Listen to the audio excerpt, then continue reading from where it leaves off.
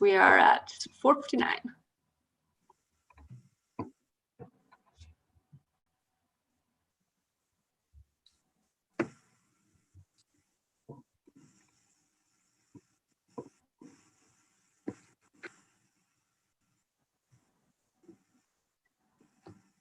Good evening, everybody.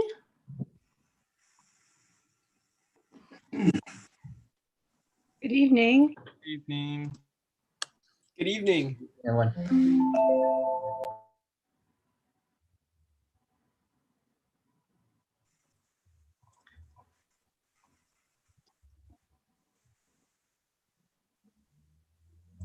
All right, just before we get started, just the usual reminder that this is being recorded as well as live streamed on YouTube.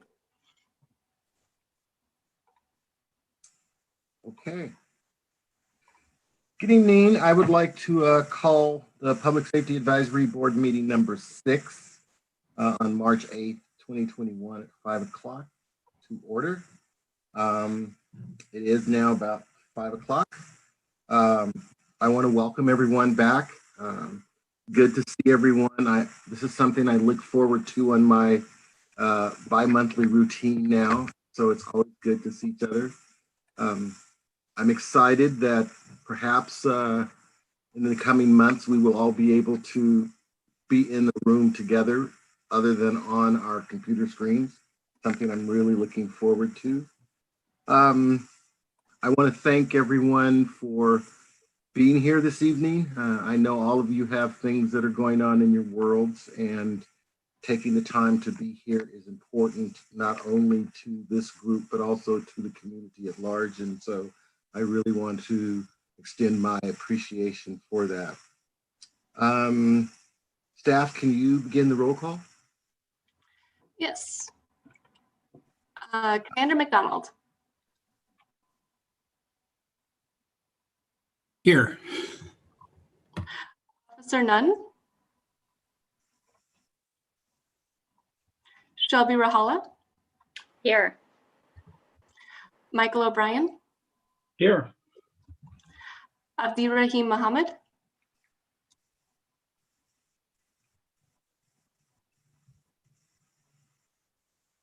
I think I saw him earlier, but we can come back. Emilio Calderon. Here. Liz Newton. Here. John Trin. Present, thank you. Jimmy Brown. Here. Lee Landers.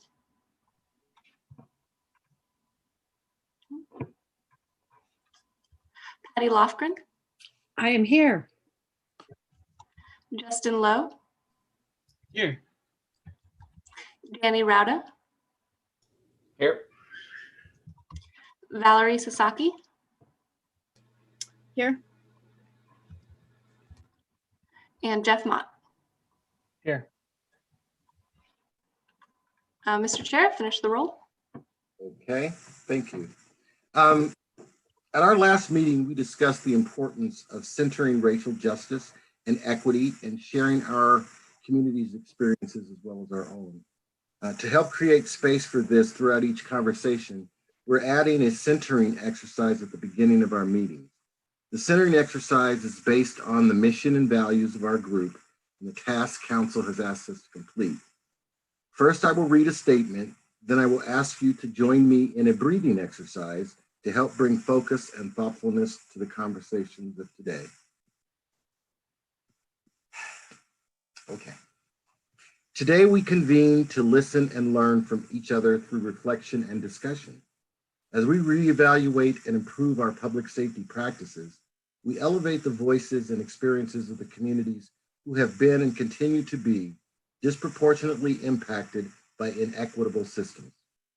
We thank all of those who have advocated and worked on dismantling injustices in Tigard and our broader community. We build off their efforts to create more equitable and just outcomes for people of all backgrounds and abilities. The purpose of our meetings is to develop our understanding of current public safety structure, practices, and procedures, identify and eliminate institutional racism within Tigard's public institutions by centering equity and racial justice. We will bring forward the concerns and experiences of ourselves and our community. Bring recommendations to city leadership to improve the lived experiences of all people in Tigard. Now we will do a breathing exercise together, and please feel free to turn off your camera for this portion.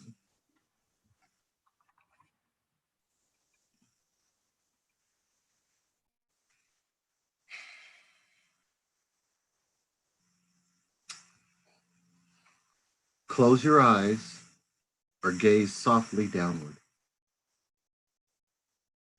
Feel the chair under your legs. Breathe in deeply through your nose and out your mouth. Feel your hands in your lap. Breathe in deeply through your nose and out your mouth. Feel your feet on the ground. Breathe in deeply through your nose and out your mouth. Slowly open your eyes and begin to breathe normally.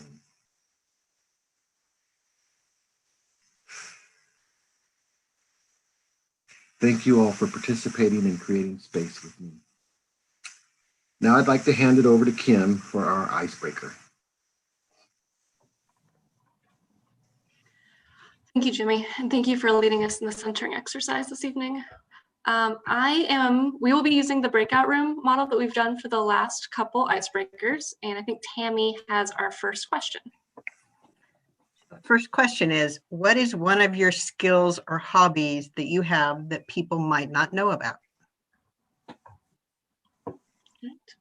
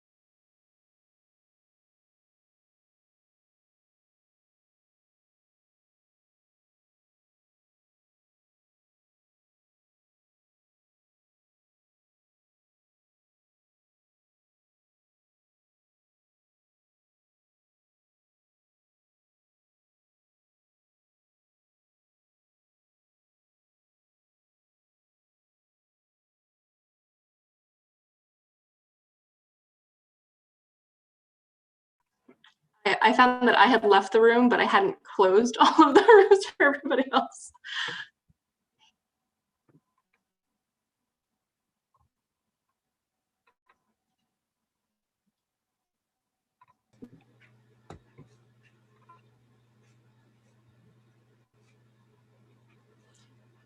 So we're waiting for people to come back. Chief, I just Googled the March Madness, and it doesn't look like it starts until next week. So how is Gonzaga playing tonight? I'm not a big Because basketball. they're doing their conference tournament. Oh, So that they've okay. decided to go ahead and opt into that. So they play, is it St. Mary's tonight, I think, and then BYU plays later in the tournament tonight. Okay, that's cool. That makes more sense to me. Yeah. When I was in public accounting, everybody would skip out and head over for the first day of March Madness to watch the games. So, which unfortunately always comes during busy season for the tax accountants. Well, it's no guarantee, but this would be a disappointing year if they didn't take it all the way. I'll keep my fingers crossed for them. All right. Thank you, everybody. We're going to do one more of those. Tammy, what is our question? So the next one is, what was your favorite pet or teacher growing up? And you can answer why.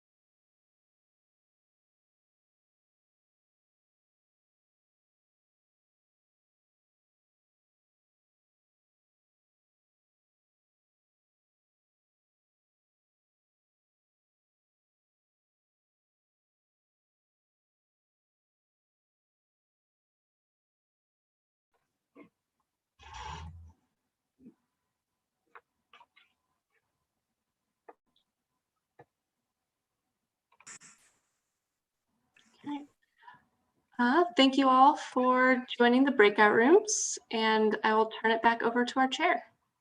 Okay, thank you so much. Staff, do we have any public comment? Has anyone signed up to or submitted any written testimony? Oh, Mr. Chairman, no one signed up to speak during the meeting, but we did receive one written public comment from Mr. Michael Antonelli, which was sent to the board before noon today. Okay. Well, thank you. And since we have no speakers, no one's here to join with us, I will tell us, the audience for this evening, that public comments are vital to the board's mission, and we welcome community feedback on our work. If you have any comments for the board, written testimony must be submitted by 10 o'clock the day of our scheduled meeting. If you would like to speak at our meeting, please email our staff at eduardo@tigard-or.gov. And additional details and instructions are available at www.tigard-or.gov/PSAB. Okay. thank you, Jimmy. And we have a hand up from John Trin. So a really quick question. I know that there was a public statement that was sent by Eduardo, but how do we get the answer to the person who asked the question? Eduardo, do you have a? Yeah, yes, Mr. Chairman, and thank you, John, for the question. So I would coordinate the answer to Mr. Antonelli. If you just want to follow up in an email to me, and I can craft that response for you, and then we'd send it off to Mr. Antonelli. So Valerie? thank you. Yeah, let me lower my hand so I forget. I actually would ask that Eduardo read the public comment, because I thought Mr. Antonelli's comment was really helpful. And I think it's important that, you know, we acknowledge in this forum where, you know, people have an opportunity to hear our answers, or at least our initial thoughts, if we want to provide them, which we would be able to do, I think, with an oral comment if someone called in. So, because I do have some thoughts about what the substance of his comment. Staff, so I would be happy to read the comment that was received by Mr. Antonelli. Do we have any objection to that? No, please go ahead. Okay. The comment was received on March 2nd at 11:21, and it came through the online public comment form from Michael Antonelli. And the subject was the mural board from our last meeting. In the last meeting, there was a mural board created regarding what communities to reach out to and by whom on the board. The third largest community in Tigard demographically is the Asian community. Can the board clarify which Asian community organization it will reach out to and who is responsible? Thank you. Valerie, I see your hand. It was a preemptive hand raising. So what I thought was interesting about this question is that, you know, I do agree, and a significant number of the people in my community who are in my neighborhood who are non-Anglo are Asian. The one thing that I would encourage as we think about how to approach this question, how to approach this going forward, is that the Asian community is not homogenous. Asia is a very large continent, and there are a lot of people that come from a lot of different backgrounds and traditions on the continent of Asia to our community. I will say that I have started the process of reaching out to the Asian Pacific America Network of Oregon, and, you know, which is a umbrella organization for a lot of really important activity that the Asian community does in this area. And to the extent that anybody has suggestions about other organizations that we should be reaching out to, I would really encourage them to share that information with us. You know, I think we're, at least I know I and the other members of the board that I've talked to are very open to having these discussions. So I really want this to be a two-way dialogue. If there are organizations that we're not thinking of, please, please, please let us know. I think the umbrella organizations that we discussed last time make a lot of sense as an entry point into some of these discussions, but by no means are they where the discussion is going to end. So I just want to put that out there, saying here's what I have done already, but again, I think there's probably other thoughts and other organizations that we could be reaching out to. Thank you, Valerie. Excellent, excellent viewpoint there. If there are no other written comments. There is another comment about that topic from John Trin. Oh, okay. John. Yeah, I remember again, this is from my memory, that someone also indicated that they're going to reach out to IRCO, which is the Immigrant and Refugee Community Organization. So I remember someone's indicated that on the Miro board. So just to answer that question. Thank you. Thank you, John. And Justin, I see your hand.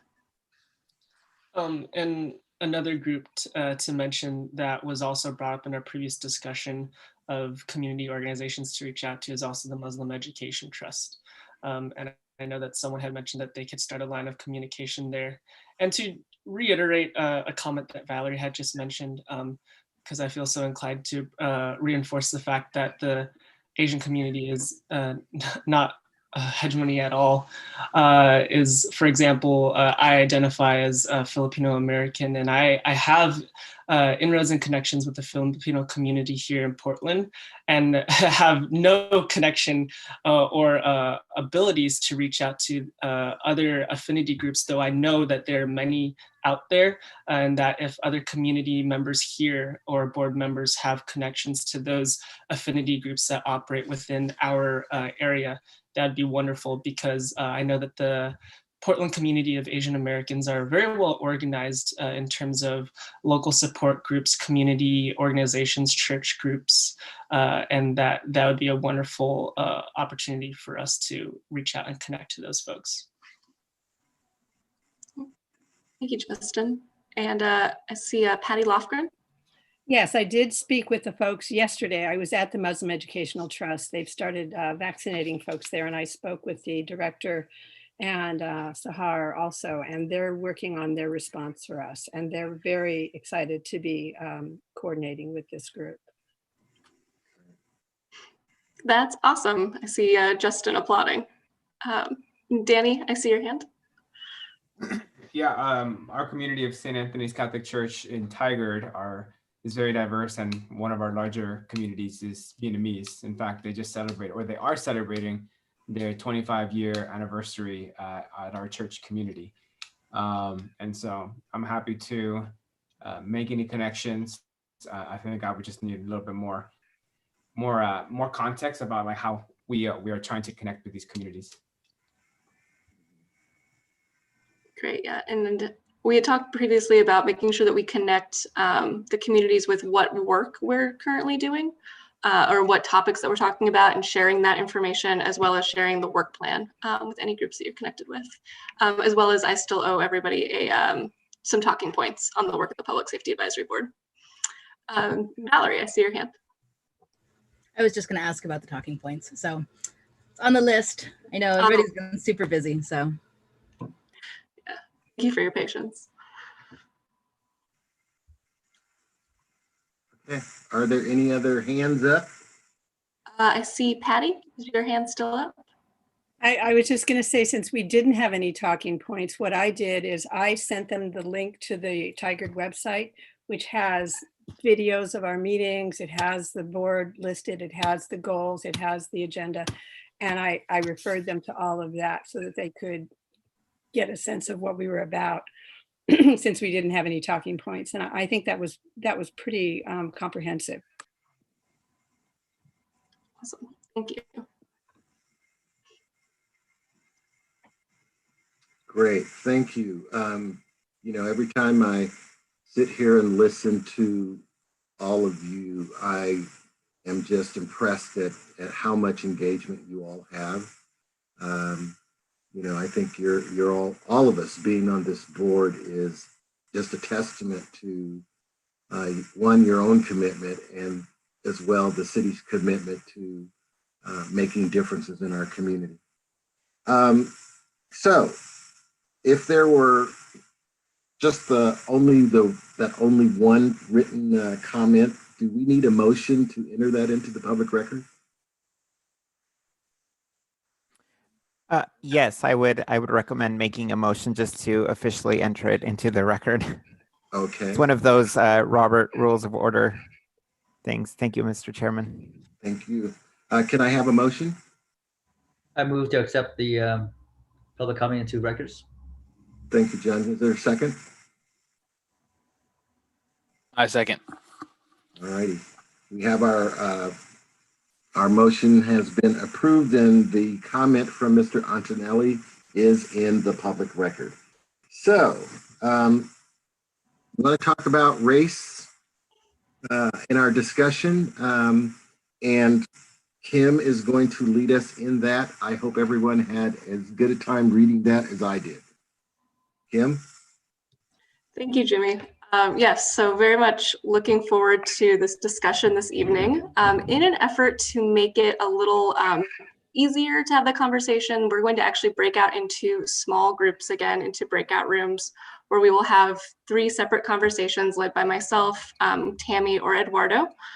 We sent a couple of discussion questions ahead of time, and we'll start working off of those. When you go to your groups, please nominate either a spokesperson or spokespeople.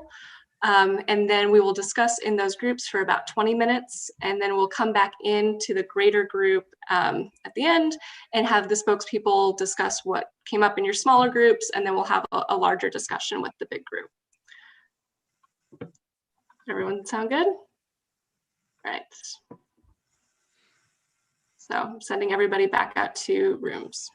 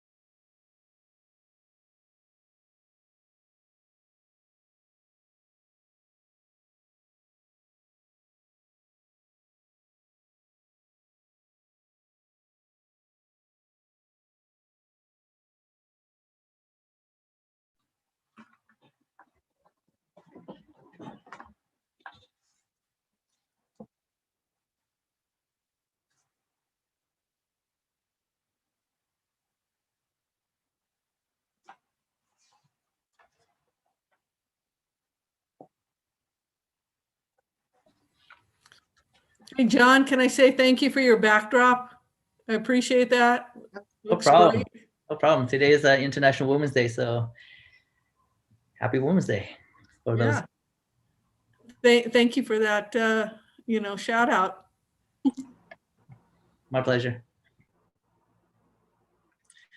We do have one more room that looks like they're going to be using the rest of their time. Got another 30 seconds.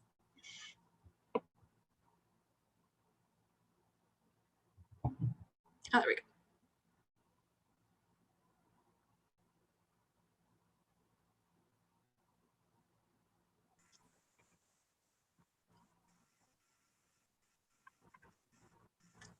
All right, looking around, welcome back, everybody. I know our group had a really interesting discussion. I'm sure the others did as well. Is there a spokesperson who'd like to volunteer to relay their conversation to the greater group?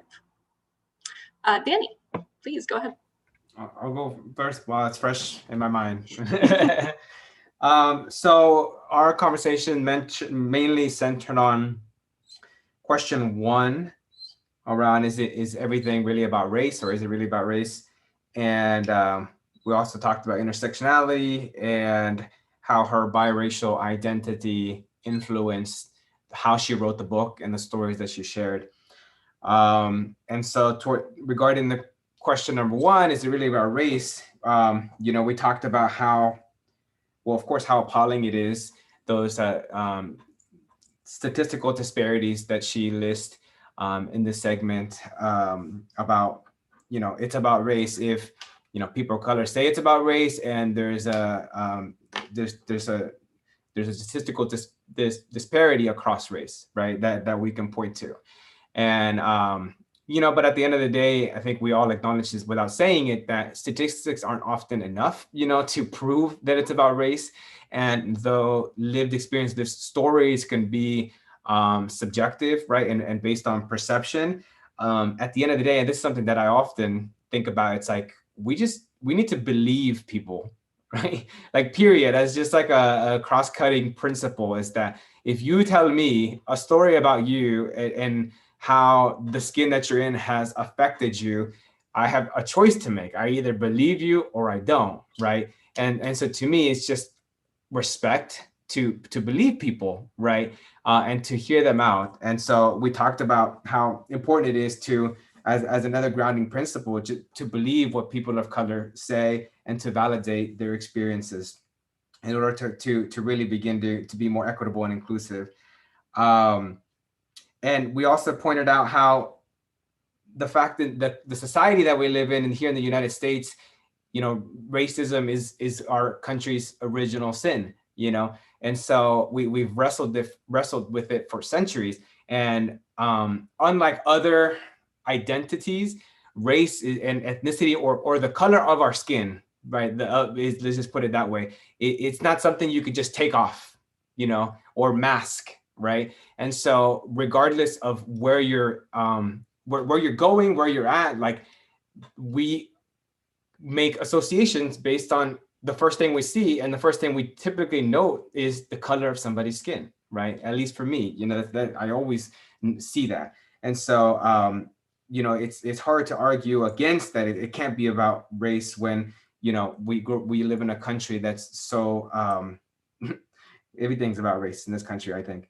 And we appreciated how she wrote in a tone that had something for everybody, regardless of the color of your skin and where you're at in this process. And we believe that part of that might have been due to her biracial identity, and how that she's navigated the world with one foot in both worlds, both white and black.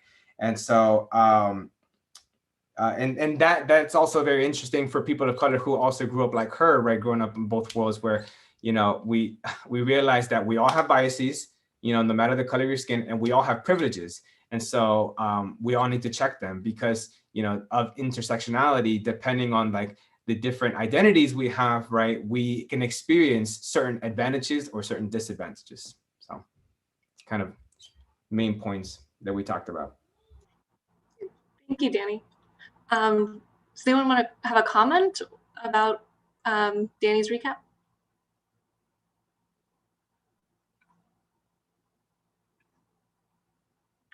Justin. I thought the recap was really good.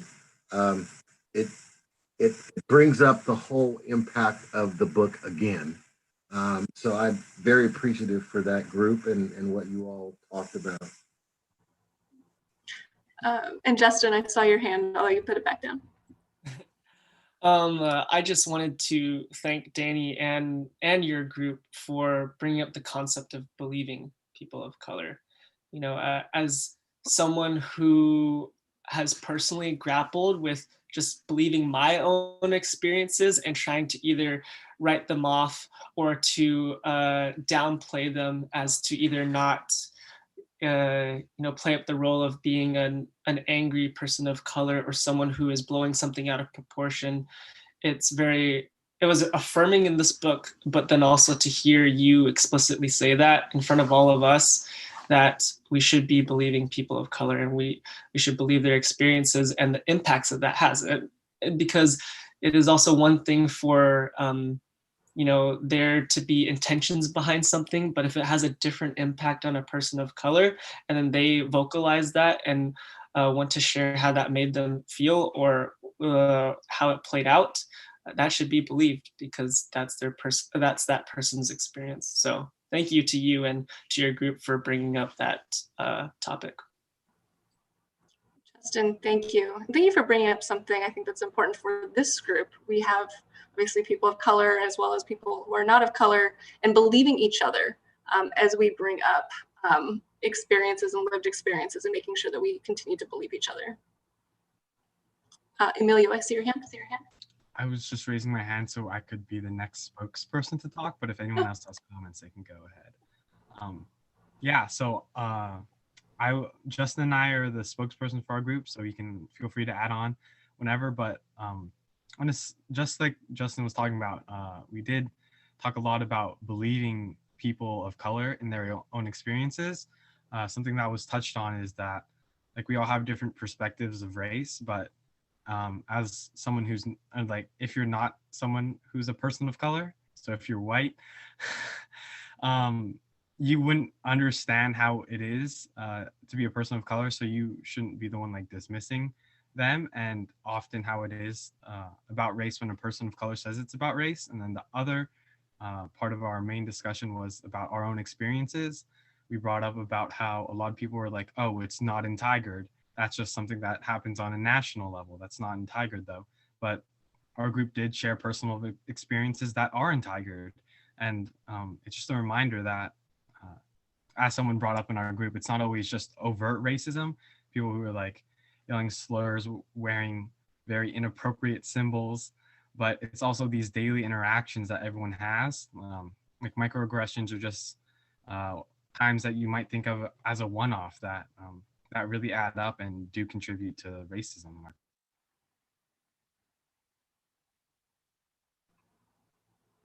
Justin, as the co-spokesperson, did you have anything to add?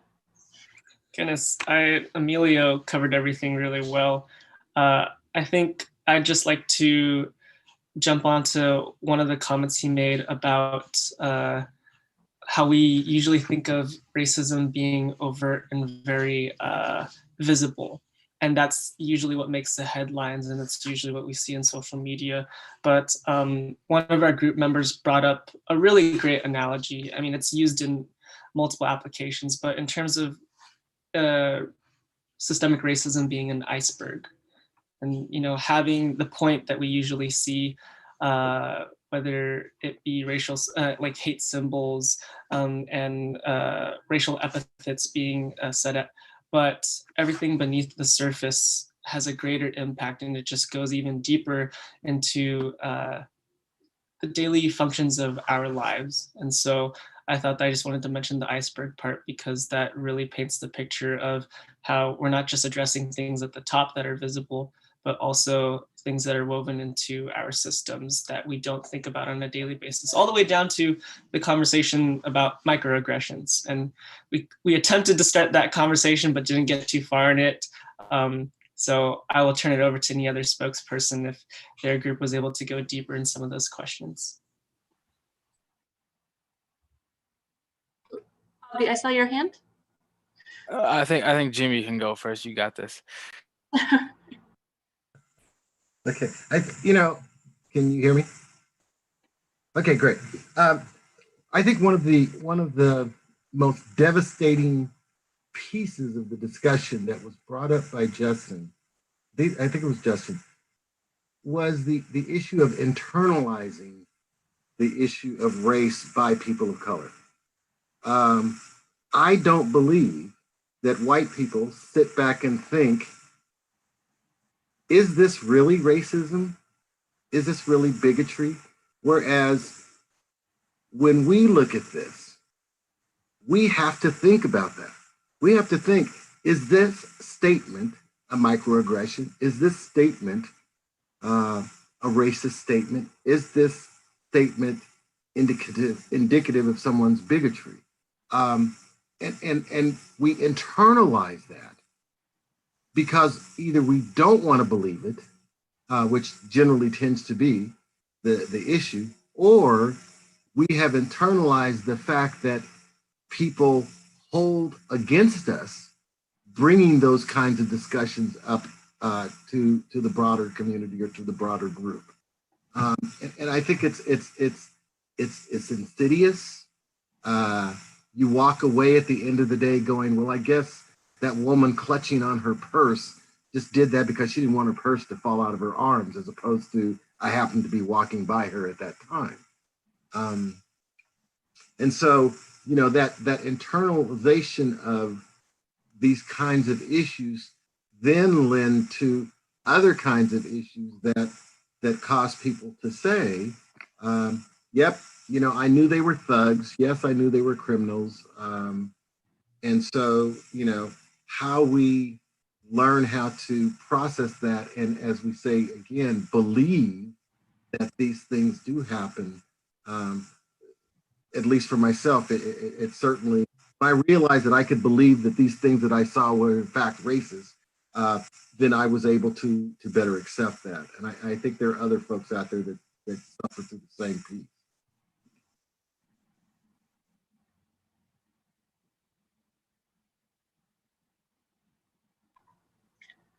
Valerie, I see your hand. Yeah, I just wanted to thank Jimmy for that statement. I mean, that speaks to how difficult it can be to be a person of color in this country today. Not because people intend to be racist, but at a core level because it makes you question yourself, right? And because it makes you question every interaction that you have with another human being.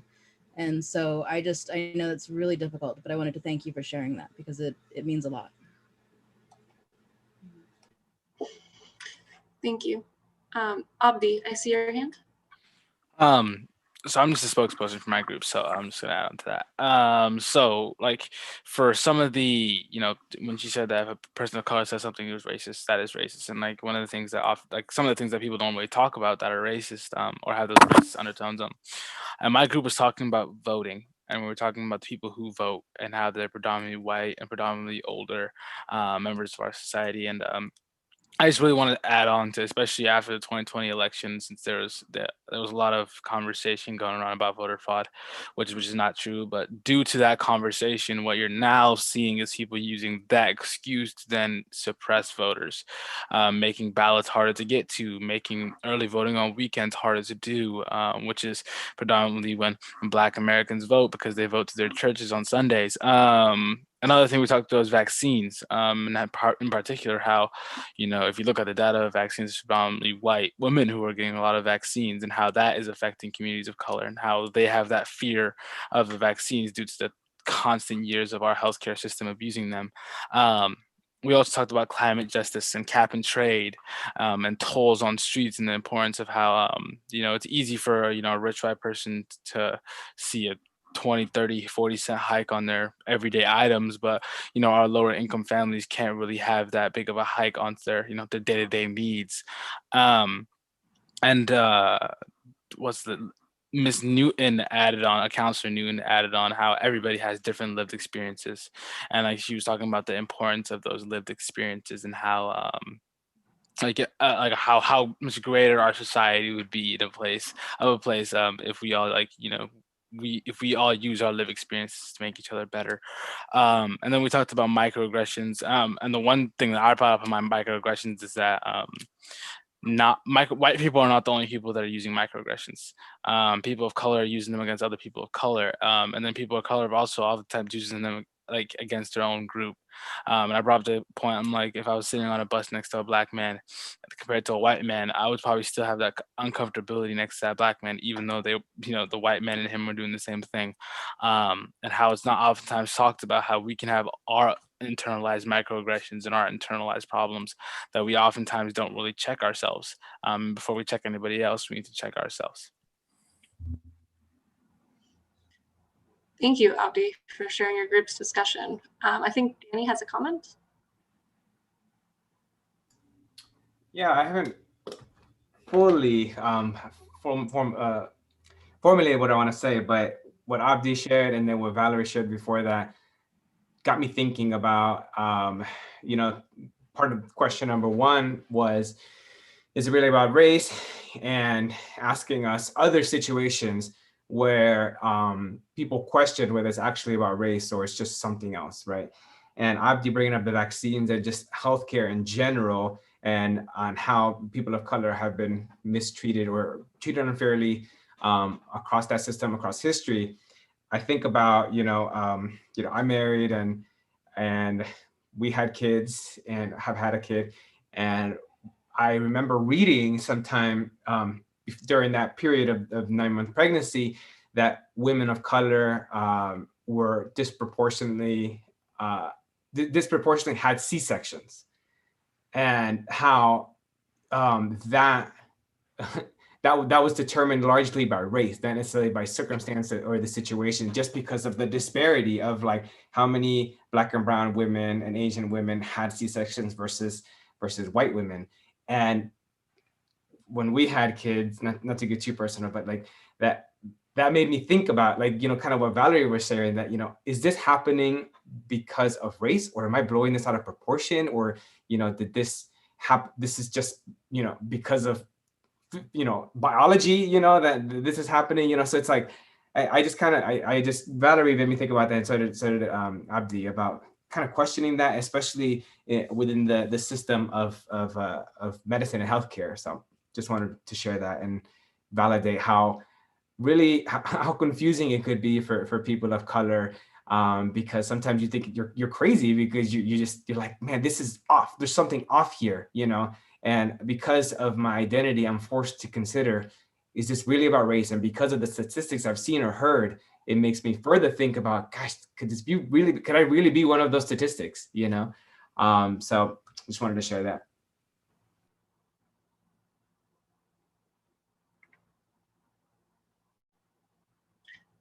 Jimmy, I see your hand. Thank you. Danny brings up a very interesting point in all of this, and that is the sense that as a person of color, I have to spend my discretionary time thinking about this, about race. I don't think other people, I won't say other people, I don't think that white people on the whole think about the things that we as people of color have to think about. I told the story to some friends of mine about how my wife will not let me go outside my house after 9 o'clock. That I have to stand on my deck and watch my white neighbors walk, run, scamper throughout the neighborhood, and think to myself, I'm a 68-year-old Black man. I've lived in this neighborhood for 25 years. Why am I thinking about this? Why is my wife, who has been married to me for 47 years, why is she still thinking about this? Why do I have to think about my children who have grown up in this community thinking about this? And my neighbor looked at me like I was crazy. He said, well, why do you stand on your porch? Why don't you just go down and walk around? And I just looked at him because there was no sense of A, his believing in my experience, and B, the fact that I have to think about it. I have to think about being out at 9 o'clock on a summer night when it's 75 degrees. And I sometimes sit back and think, do white people think about that? And the fact that I have to question that at all is part of the issue.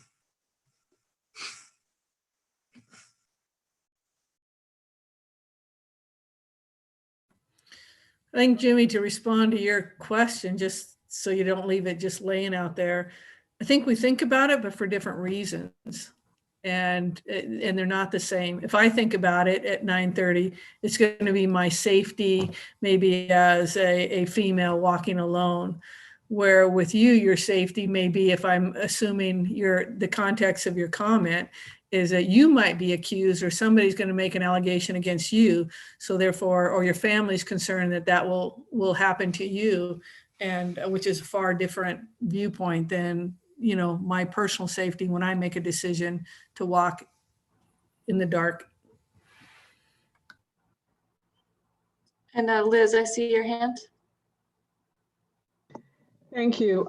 Jimmy, I really appreciate you bringing that up. In our group, I told the story about going into a grocery store with a friend of mine who's Black, who grew up in Tigard, walked into the same grocery store she'd always shopped in, and looked at me and said, and so it begins. And I said, what do you mean? And she said, watch, everybody will be staring at me. And I walked through that store seeing it through her eyes, and I was, to your point, I was stunned. I was taken aback. And now I realize, that's why I brought up in our group about the lived experience. I have not experienced that. And it just occurred to me, to your point, how she was a young woman, but how she lived in this community that she grew up in. And that was always on her mind. And again, to your point, that unless I'm out at night, by myself as an older woman, I might get a little fearful, but that's just not my experience. And so I really appreciate you bringing that up, because when she said that, I realized that is on her mind all the time. And I don't live that way. And I got a new appreciation for how people of color live in their communities. So thank you for bringing that up. Jeff Mott, I see your hand. Yeah, I just wanted to acknowledge Jimmy and thank you for bringing that up. And I don't want to, speak for everyone that's a young-ish white male, but you're totally right. If I want to leave my house at night, I don't have to think about any of that. If someone is mean to me in public, it's probably just because they're mean or had a bad day. It never crosses my mind that it's because I'm a white guy, because I don't really think that exists. I can't imagine, and I will never fully be able to imagine the effects that that has on your life day to day and the drain that it must be. So thank you.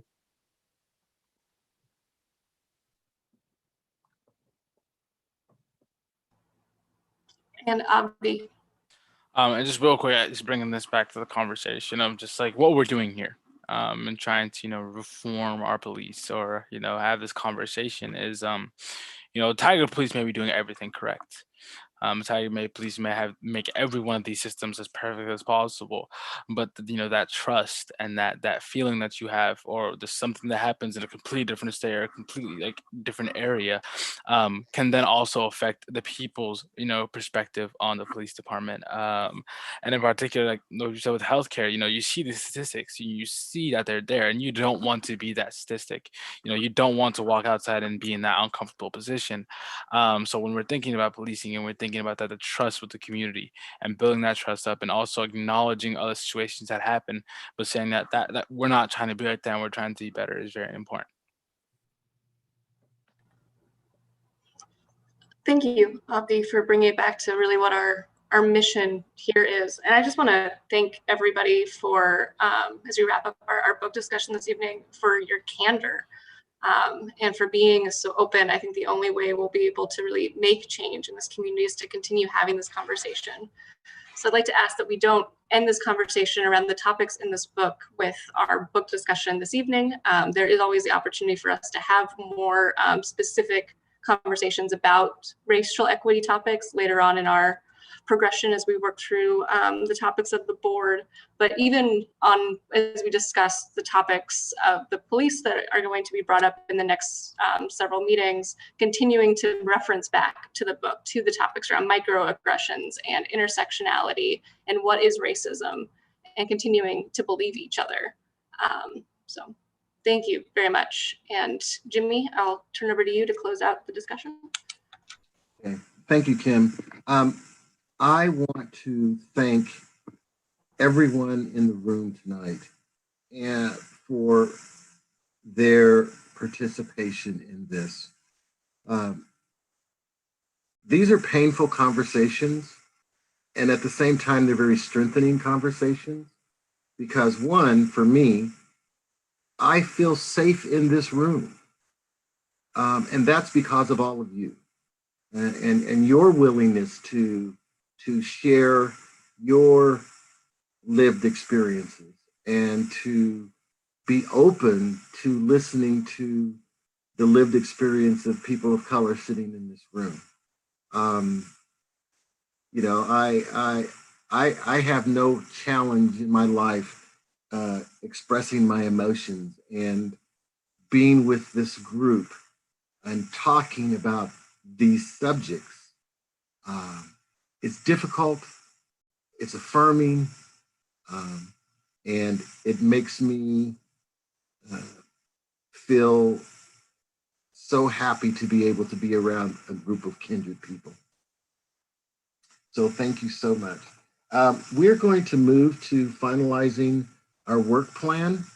We have about 3 minutes before we move into that. So, you know, I would like to have some space for those of you who would, if you have any closing words that you would like to say before we move on to the workplace piece, the work plan discussion, excuse me.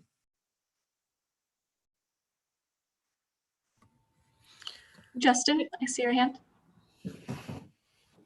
Thank you, and thank you, Jimmy. As you're speaking and as you're mentioning how you feel safe here to share, I also had like a little bit of a moment, and I feel like I'm breaking the fourth wall right here, but I'm also forgetting that this is recorded live, and that this is also being viewed by other people who are in Tigard in the community.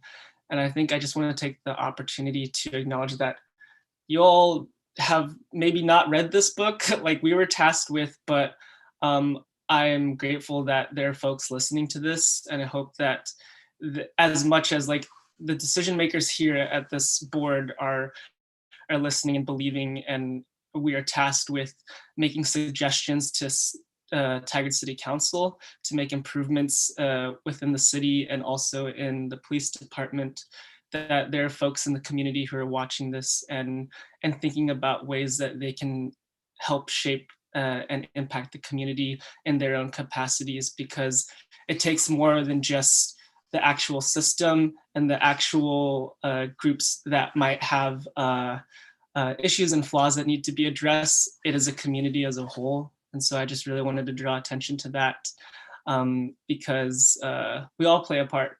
And I'm grateful that there are people who do watch this and tune in and reflect and think about how they can get involved, even though they might not be on this Zoom call right now. So thank you. And Chief, you put your hand back down, but you're not getting away with that. Well, you know, again, to the larger audience, and to thank you guys again, to circle back that we're here, you're charged with reimagining policing in Tigard.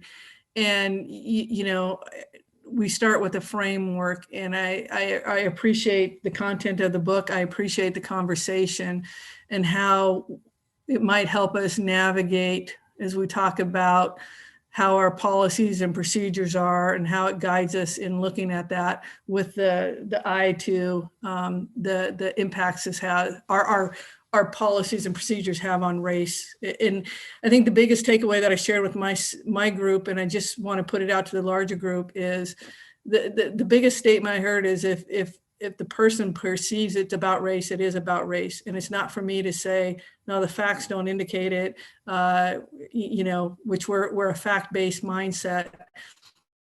And we're really just understanding and listening and appreciating people's lived experience is going to be different. And for me as a chief is to listen with that concept in mind of people's lived experiences and not what I can prove or not prove.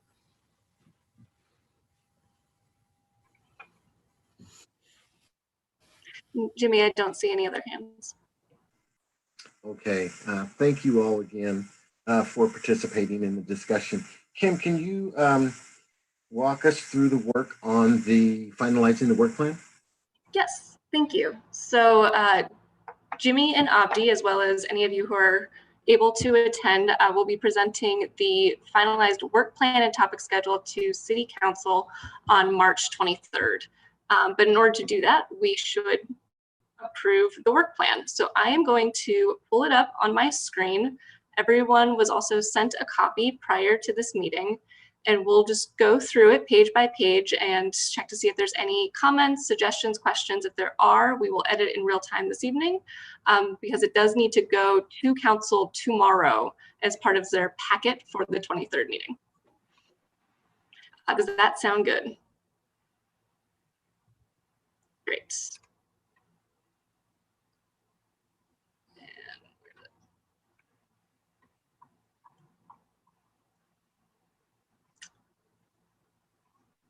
All right, and Tammy, I can't see the hands very clearly when I am presenting this way, so if you could call out any hands that you see. I sure will. Thank you. So on page 2, we have a table of contents.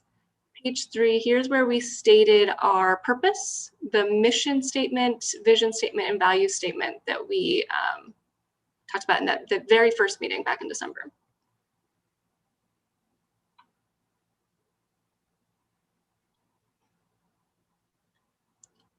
We also have a discussion of our board makeup.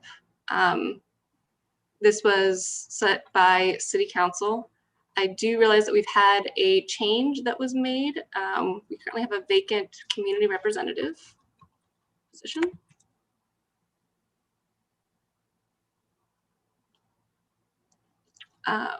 We also discussed the roles and responsibilities of board members, as well as attendance, where we had a long discussion on attendance about if you are unable to attend meetings, please notify, and that there's not a set number of meetings to attend, but if you have been absent, somebody will reach out and we will extend grace to one another about real life situations that may preempt attendance. Danny has a comment. Danny. No, I just had a question about the vacant position. And so does that mean that it will be filled, and how will that work? Because that seems like it would be tricky to catch them up to speed, and you know, so many bonds and connections are already made with the people who are already on the board. So I just wanted clarity on that. Yeah, excellent question. It's actually why there are 2 alternates on the board, was that in case of this eventuality, for exactly the points that you brought up, it is currently working its way through City Council and staff trying to determine exactly how to fill that with one of the alternates. But once that's confirmed, we'll communicate that. Does that answer your question? Great, thank you. And Emilio had his hand raised as well. Oh, no, I was just gonna mention, in case you didn't bring it up, that's why we have alternatives, but we covered it. Yeah, thank you. Any comments about roles and responsibilities? All right, moving on. We had also discussed the organization of the board, and that is where I think it was even Jimmy who suggested that we elect rotating chairs and vice chairs. They'll be elected 2 weeks prior to each subunit. We currently have our first set of chair and vice chair, Jimmy Brown and Abdi Rahim Mohammed. And they are leading us through the hiring subunit, and then we will go into another subunit. Chair, as we've seen in the last couple of meetings, leads, facilitates the meeting, the aid of staff when needed, and they provide input to staff as we're going along. We also have, in addition to the chairs, a work group that has several members, several staff members who put together the agendas and the presentations and things between meetings, as well as a staff liaison, who in this case is Eduardo, who's been sending you your materials and who you can always reach out to with questions between meetings.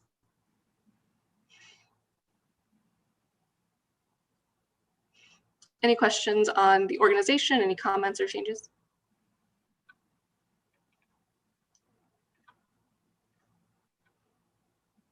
Okay, moving on. As far as meetings go, location will be in your designated Zoom room space for the foreseeable future. At least through the spring, it seems like it'll likely be longer, as well as being live streamed through YouTube. Our meetings have been 90 to 120 minutes, and they are twice a month on the 2nd and 4th Mondays. Just to point out, this is the 2nd and 4th Mondays, which means we will have a 2-week break coming up at the end of March. But that is so we can kind of even everything out. Each meeting will have some meeting topic. I think you've come pretty familiar with the structure. We will also have a public meeting, follow public meeting law, as well as having a public comment period. Quorum is a majority of the current members. That is, that's not alterable. And we've never had an issue with quorum, at least not to this point.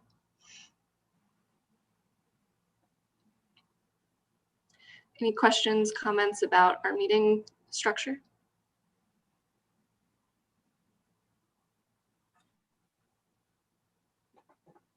There's nothing. Okay. This was a new section that was added after our last meeting, directly from the mural board. We talked about the importance of centering racial equity and anti-racism. And this includes several strategies that we have already implemented, including the centering exercise at the beginning of the meeting, having a book discussion, and then other ones that we will continue to have as we go along, including dedicating a portion of any topic discussion specifically on how racial equity is impacted by that topic, as well as other strategies that were brought up.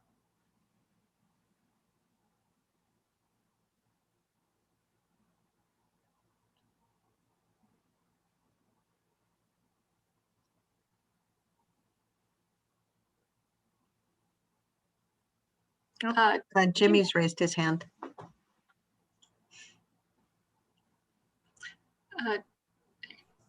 Okay. On the piece regarding the invitation of speakers, guest speakers, how do we process that? Who does that? Do we connect with Eduardo and I have a person that I think would be a good speaker on the racial equity discussion? Do we bring that to the group and say to the group, I have someone that may be of value to listen to? Do we need to delineate that process? Yeah, that's a great suggestion. I think for suggestions like that, for a speaker that you think would make sense, especially if it's around a specific topic, reaching out to Eduardo, and we can either figure out how to work with the person and put them on the schedule for that topic area when we get there, or decide to bring it to this group to see what people think. But I think the first stop would be funneling things like that through Eduardo.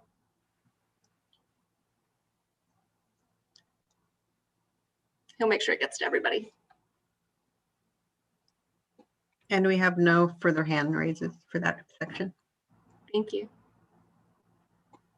And then finally, we have the recommendation process. So our task together is to take an opportunity to learn about a specific topic, share perspectives with each other, and then to make some recommendation and provide that feedback to City Council. We will go through the process as we have so far of discussing the topic, going through a group recommendation. While we haven't done that around a specific topic, I feel like we've had a lot of practice at this point of coming together and generating ideas and suggestions. And so it'll be a very similar process when we're doing that for City Council. And then prior to finalizing the recommendation, any board member or all board members will have an opportunity to present their views. We do not need to vote on a recommendation if it is unanimous, but if it is not unanimous, then we will need to do a roll call vote. And the majority for this group, because we're trying to develop consensus, is 12 of 15 votes. And to clarify, the alternates, while very encouraged and should definitely be part of all of the conversations that we have during this group and part of the board, they do not have a vote.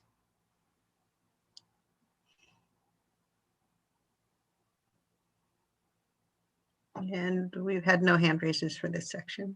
Okay. And then the City Council recommendations and reports. Every quarter, we'll take the recommendations from this board, and the chair and vice chair, as well as any members who would like to be a part of that group, will take them to council.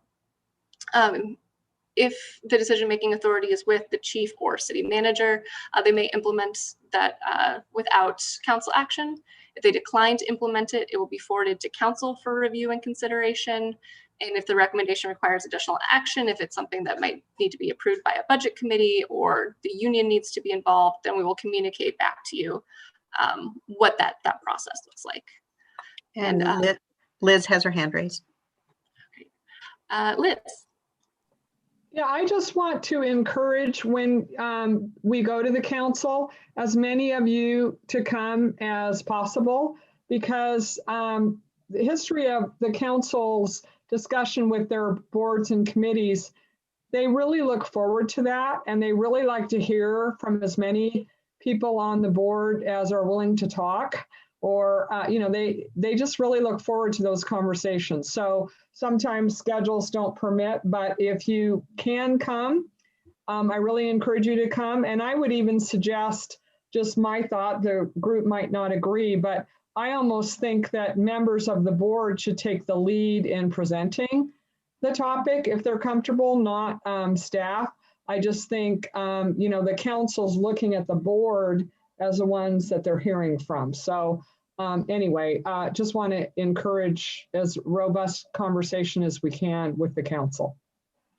And I'm thinking of myself, not as a counselor right now, but as Liz, a member of the board. So unfortunately, I probably will have to sit on the other side of the table, but I'll be advocating for us. Point well taken. And just to alleviate concerns, Jimmy and Abdi have already been in contact with Eduardo and will be leading the presentation to the council. It will not be led by staff. Valerie had her hand raised.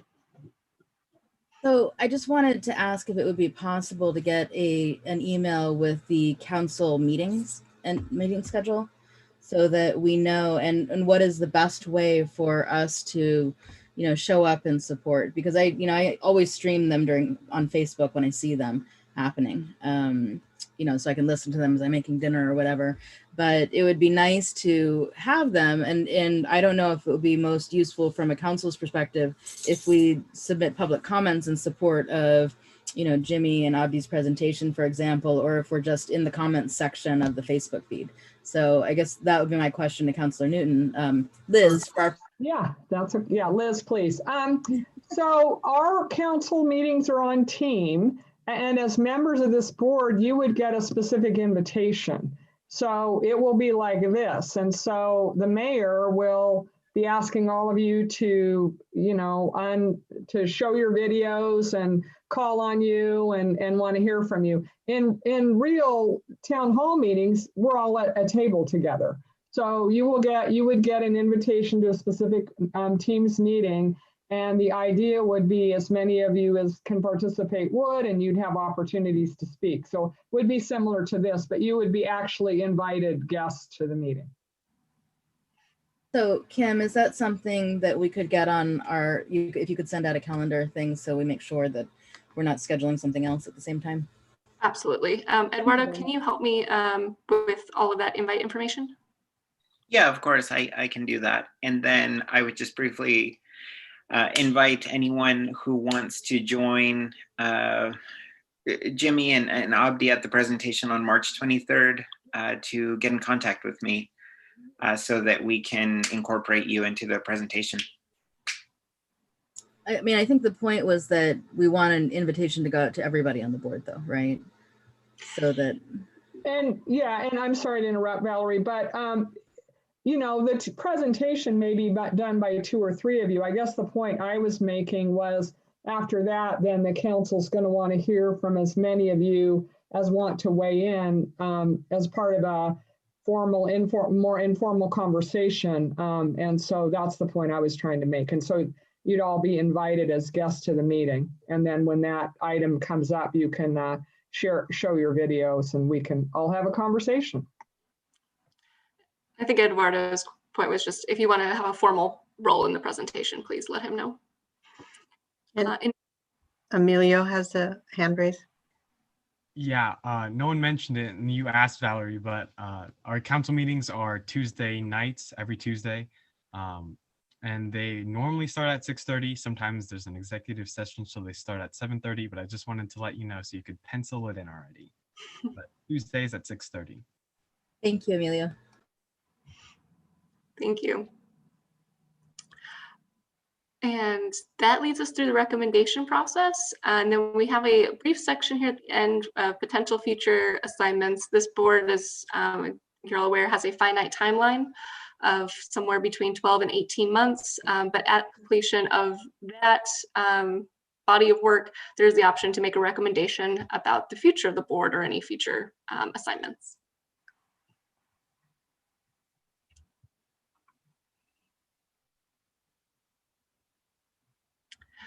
Let's see, Jimmy, seeing no comments, questions, concerns about the material in the work plan, would you mind calling for a motion to approve? Yes. Is there a motion to approve the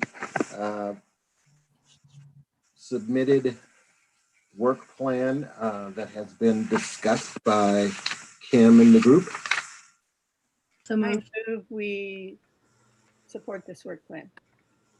Second. Second. Eduardo, did you catch who made the motion and then who seconded?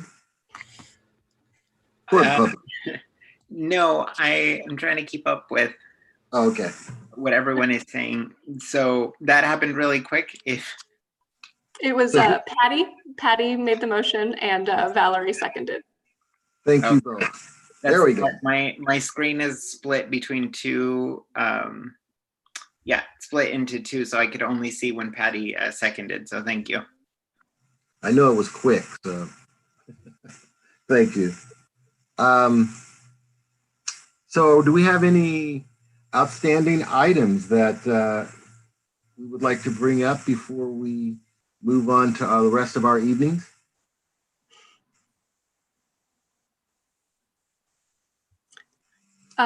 Michael, I see your hand. As you may have seen, I submitted a suggestion that we add a component on the interaction between the court system and law enforcement, because the court is responsible for mediating the relationship with the community and, in effect, supervising it. And I just wanted to integrate that into the program at some point. We obviously don't have to do that tonight, but at some point I'd like to have that discussion and see if my colleagues, fellow members of the bar, might want to take part in a short presentation at some suitable time. But we can get back to that later. Oh, yes, absolutely. There are several topics that specifically concern the court system, and we'll have staff make sure they reach out to you and that anybody else who's interested in being a part of that presentation to help with the education component for that. Absolutely. Thank you for bringing that up. Thanks. Okay. Kim, can you give us some information on any next steps before we retire for the evening? Yes, I think the only real next step that came out was I need to come up with those talking points and get them sent out to everybody. So that will happen before our next meeting. In addition, if you do want to be part of the formal presentation to the council, everybody's welcome to be part of the informal, but if you'd like to be part of the formal, please let Eduardo know following this meeting, because Jimmy and Abdi right now have about 2 weeks to get their stuff together. And then just real quick, I'm going to share our upcoming meeting schedule. So tonight, March 8th, we had our book discussion as well as approving the work plan. Starting next week on the 22nd, we are going to start discussing body cams. And that presentation will be led by Sergeant Erickson. Following that, we'll have a board discussion. We do have a 2-week break between March 22nd and then April 12th, where we'll continue talking about body cams. Likely, I don't expect that we'll be moving into the hiring and background investigation process. And then our third meeting out on April 26th. If we're still talking about body cams, great, we'll continue doing that, or we'll move into the hiring and background investigation process. So that's what we've got coming up. A full slate of activity. So we have 9 minutes. So I'm going to just throw out a question to folks, and only do this if you feel comfortable doing it. Do any of you have any specific comments that you would like to make about our discussions tonight? No pressure to say anything. I will, just from my perspective, this was wonderful. I appreciate everyone's willingness to speak about a subject and subjects that can be uncomfortable, certainly for people of color, but also for my white brothers and sisters. I know these conversations can be difficult. I just want to say that I appreciate each and every one of you and the words that you brought to the group. Thank you so very much. Jamie, I see your hand. Yeah, I wanted to take a minute here to say that from the police department's perspective, one of the most important things that we can do is listen to the community. And you're going to hear later on at some point about some of the training that we do internally. So it's called procedural justice and police legitimacy. And one of the things that we look for is that piece of connecting with the community, and that your police department should reflect the community that it serves. And so while it may be hard to sit here and listen, knowing why the vast majority of people get into this profession, and those of you that have been able to participate in interview panels, you've seen how idealistic a lot of the people that are looking to get into this profession are. And that really is, that's what we look for in people, is that piece. So hearing challenges like Mr. Brown, where his wife is concerned about him going out into our community, the community that I serve, while it's hard to hear, it is your reality. And as an organization, we have to work towards fixing that. And it starts at the local level, and it starts with this group. And that's why we're here having these. And these can be difficult conversations, but you know what? It's what we have to do. And that was reflected in the book. Our author talked about that these conversations, this is where it starts right here. You have to have these conversations in order to affect change. And I appreciate listening to the comments that I heard from my colleagues in the different groups that we were in tonight. And I just want to say thank you so much, because it really does help us as an organization to to be forward thinking and to be recognizing the challenges that people in our own community face for a variety of reasons. But I just want to say thank you. And it gives that deeper thinking and that perspective of the community that we all love, and knowing that there's definitely room to improve. So thank you. I just wanted to say that because it does help us as an organization to make sure that we're reflecting the community that we serve as best we can. And hearing those challenges only makes us better. Thank you, Commander. And Danny, I see your hand. Yeah, I would just say, I think for those of us who maybe this is new, participating in a board and the whole kind of public law situation is unique, right? And I think for those of us who are being vulnerable and sharing stories, maybe we forget. And I know I personally forgot. I was like, oh, maybe I shouldn't have shared that. No, I'm just kidding. But I think the point that I'm trying to make is that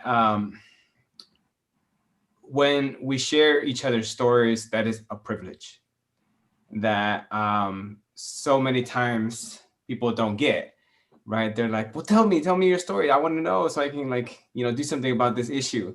And, as the author says,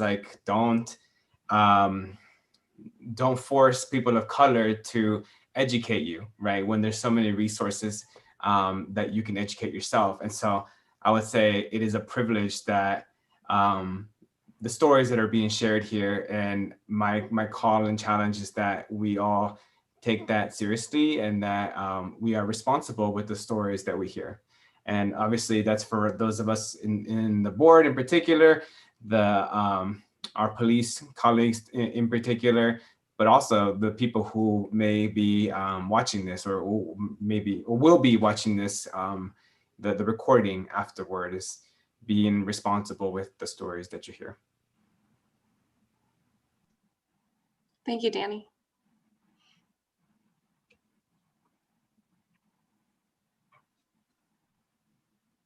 And Liz. I just want to say really quickly that I always leave these meetings grateful.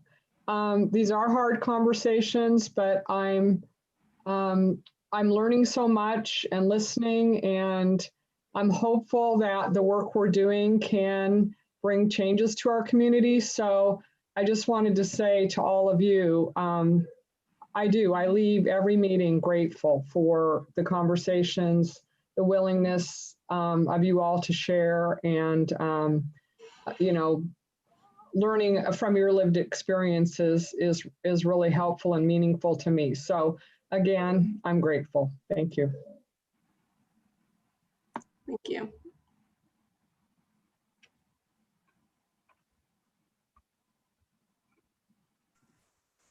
If there are no other comments, can we have a motion to adjourn?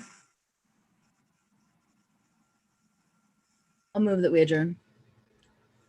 Valerie has moved. I go second. Okay. John, is that the second? Yes. Yes. Thank you so much. All right, we've had our motion and the second, and we are able to adjourn. I want to thank everybody that participated in the meeting tonight, and for the folks who are listening or watching or will be, thank you all. And if you have any questions, please connect with Eduardo at tigard-oregon.gov. So thank you all so much. Kim, thank you again for all of your help and work, and Eduardo, yours as well. And Tammy, thank you as well for keeping us all moving forward. And to board members, have a good evening, and thank you all. Thank you. Thank you. Good Have a evening. good night, everyone. Good night, everyone. Good night.